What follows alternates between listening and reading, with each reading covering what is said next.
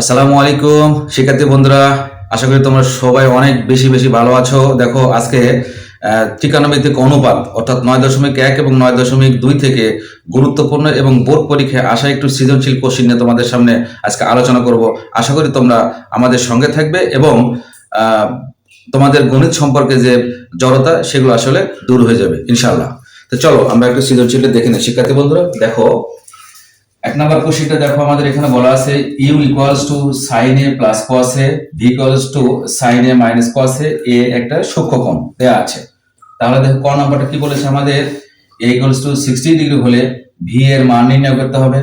খ নাম্বার সমাধান করো ইউ ইকুয়ালস টু √2। গ নাম্বার দেখো ইউ ভাগ ভি হোল ভি ইকুয়ালস টু, আচ্ছা ইউ ভাগ v equals to √3 plus 1 is divided by √3 minus 1 হলে এ এর মান নির্ণয় করতে হবে। দেখো শিক্ষার্থী বন্ধুরা, এই সৃজনশীল কোশ্চেনটা দেখো যশোর বোর্ড 2023 সালে আসছে। তো দেখো ত্রিকোণমিতির অঙ্কগুলো অনেক মজার এবং অনেক সহজ। তোমরা যে বিষয়গুলো নিয়ে তোমরা পাজল হও সেগুলো দেখো খুব সহজে ঠান্ডা মাথায় যদি বোঝার চেষ্টা করো, তোমাদের ত্রিকোণমিতি নিয়ে আর কোনো চিন্তা থাকবে না। তো চলো আমরা আমাদের এক নম্বর যে সৃজনশীলটা আমরা লিখেছি সেটা করে ফেলি। দেখো আমাদের ক নাম্বারটা কি দেওয়া আছে,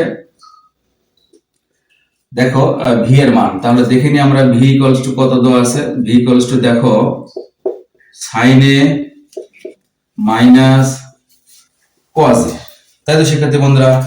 এখন দেখো অর্থাৎ এ দেখো এর ভ্যালুটা আমরা বসিয়ে দেবো এখানে।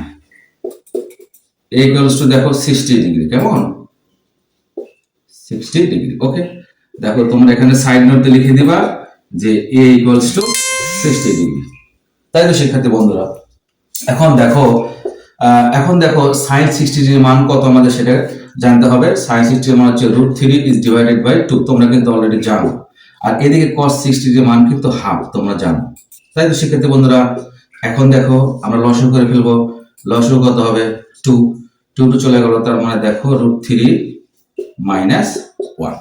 তাহলে দেখো ফাইনাল আমরা কি লিখতে পারি, v equals to √3 minus 1 divided by 2, এটাই হলো আমাদের